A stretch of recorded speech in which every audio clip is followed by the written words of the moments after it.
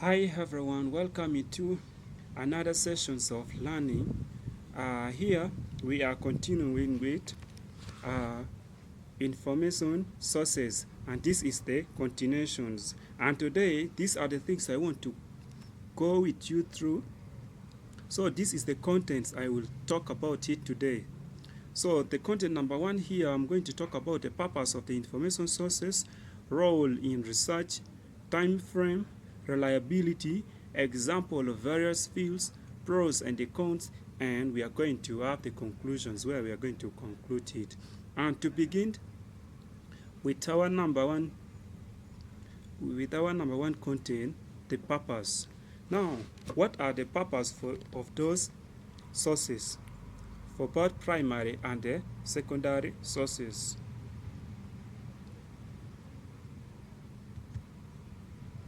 The purpose of information sources here,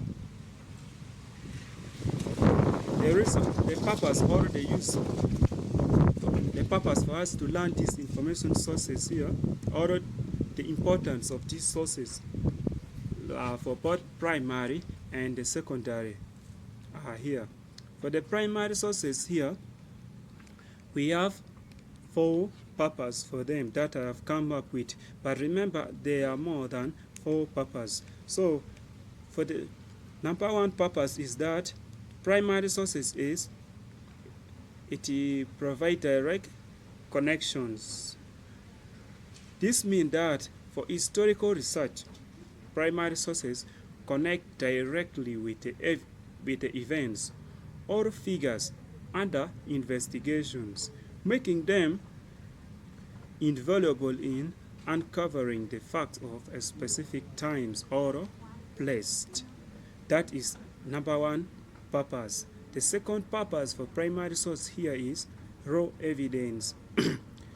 They offer unfiltered, unmediated access to the past or present, providing first-hand account or data. As we all know, these primary sources, the evidence are provided at the time that the things is happening, or the information is got, or it is get from the direct persons who was there at that time, which means that it is the raw evidence. And the next purpose for the primary source here, we have insight into context. These primary sources, they allow researchers to understand events, figures, or phenomena from the perspective of those who live them, and we know all those. And the last purpose that I have with me here is research foundations. Primary sources serve as the cornerstone.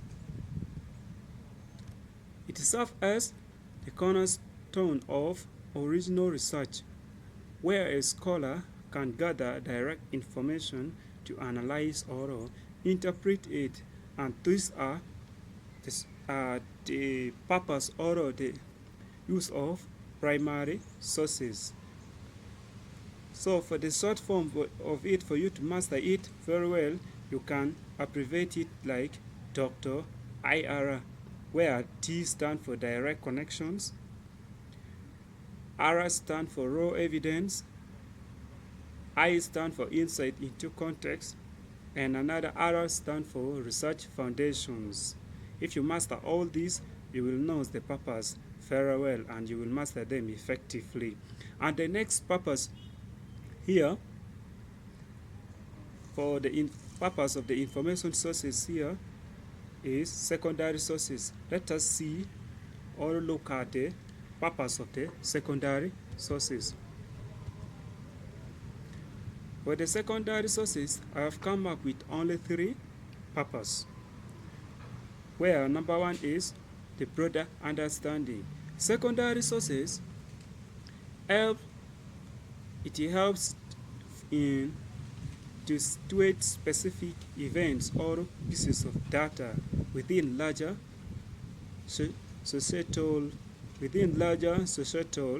cultural, or historical frameworks, which were providing a fully picture, that is, the one purpose of secondary sources. And the next purpose of the secondary sources here, interpretations and analysis. Remember that these secondary sources, they help researchers to make sense of primary material by providing experts, commentary, or comparative analysis. And the last purpose with me here is contextualizations. These secondary sources here provide the necessary context for primary data. They synthesize information to offer a wider understanding or a particular event or idea. And those are our purpose for information sources. And the next here is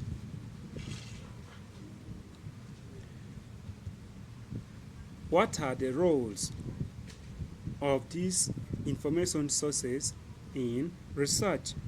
What are the roles of information sources in research?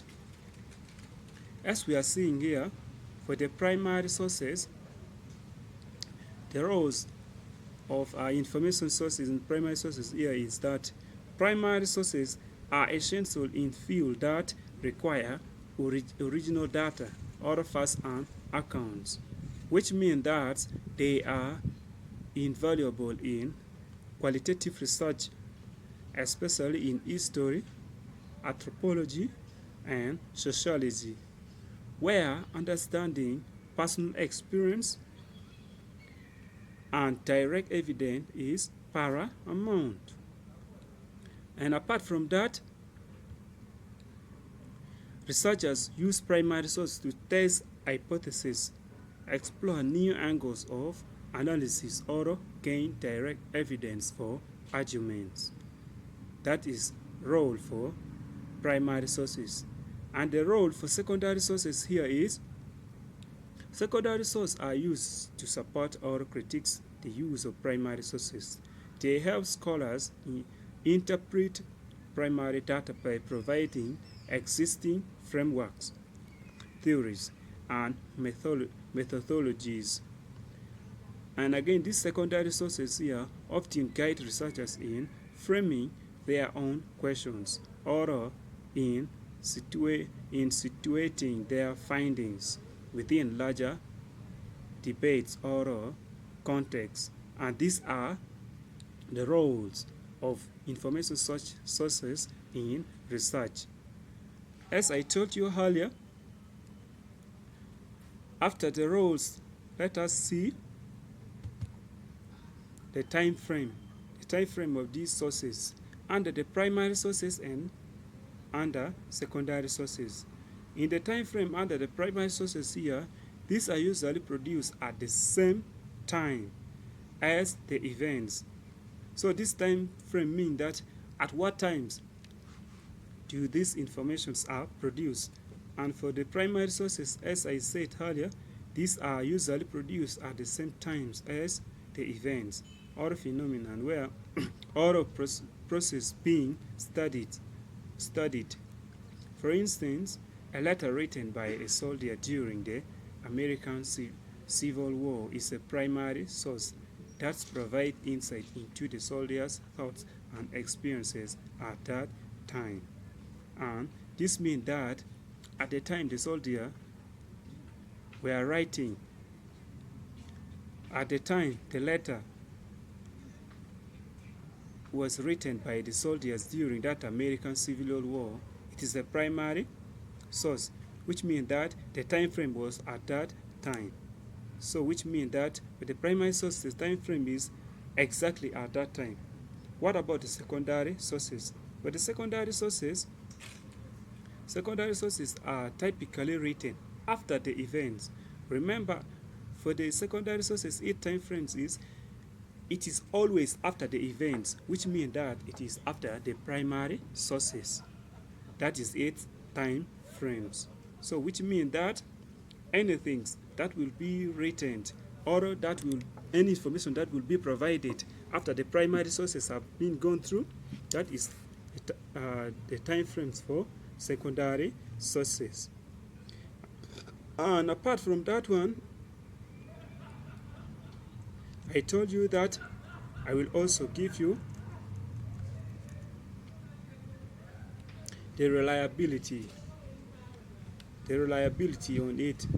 The reliability means that the strength and the strengths and the challenges that are mostly faced in these sources of informations.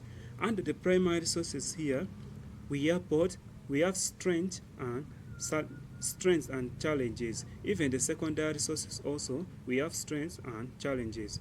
And under the primary sources, their strength here, primary sources provide direct evidence, making them incredibly valuable for obtaining unaltered facts. They offer authenticity and first-hand accounts of events. That is the strength of the primary sources. This means that primary sources, it is the first, or it provides the informations from the original places, not just from any other places, or not interpreted by any other persons else. So which means that it's providing the exact and the accurate informations. And what of its challenges? The challenge is here. While they are often reliable as direct evidence, they may be biased, incomplete, or event decisive. This means that these primary sources, they may be incomplete because the persons who is at that event may be in a rush, or something may happen strange, and it will make him not to record all the information that is needed, assuming it is a war or a strike happening in some schools, and that person was there. That person will escape from there without the strike has ended or the war has ended, which means that the information will be incomplete. What of the secondary sources? Under the secondary sources, its strength is this. Secondary sources offer interpretations and can help clarify the meaning of primary sources, which means that for the secondary sources, its strength is that where the primary sources is not interpreted very well into a more understandable way, these secondary sources can interpret it more. Or, for example, assuming in the primary sources, the person providing the informations is another tribe who can speak another language, but the next persons getting the informations from that person's, okay, the person who is taking the informations elsewhere may interpret it into a more understandable way for the another people to understand it. That is the strength of the secondary sources. What is its challenge? Secondary sources are one step removed from original event, so their reliability depends on the thoroughness and the objectivity of the analysis. Scholars may unintentionally introduce bias or errors in their interpretations of primary materials. So for the secondary sources, its challenges is that when that person is providing the informations, remember that the information he is providing is from the secondary sources. This person may add the salts or may add another things, something else which is not in that event, which is not in that event. And as a result, this may alter even the informations, which means that the exact informations will not be get, and that is the challenges of the secondary sources. And the next here is, what are the examples of those sources in various fields? Remember, we have looked these examples earlier on, but here we are looking them in the various fields, in the fields of history, in the field of literature, in the fields of science, and in the fields of arts. Now, if we are to begin with in the fields of history, the primary sources. In the fields of history here, for the primary sources, we have a speech by Winston Churchill during the World War II. And the secondary sources here, we have a book analyzed Churchill's speeches and their impact on public morale during the war. And in literature, we have primary sources and secondary sources. This also talking about, under the primary sources, talking about William Shakespeare's Hamlet, and the secondary sources also scholarly articles interpreting them in Hamlet.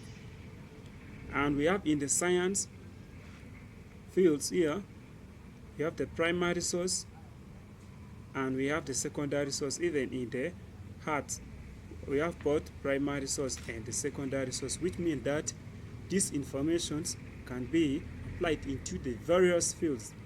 There are very many fields that the informations can be applied.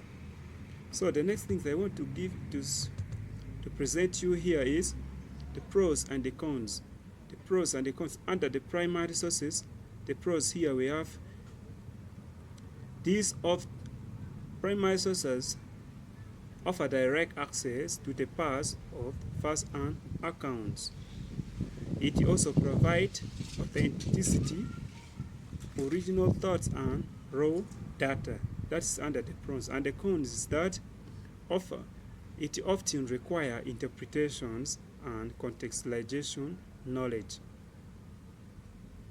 Under the secondary sources here, the pros is that it provides critical analysis and comprehensive overviews. And its con is saying that it can introduce misinterpretations or biasness. Those are under the pros and the cons under primary sources and the secondary sources. And lastly, to conclude,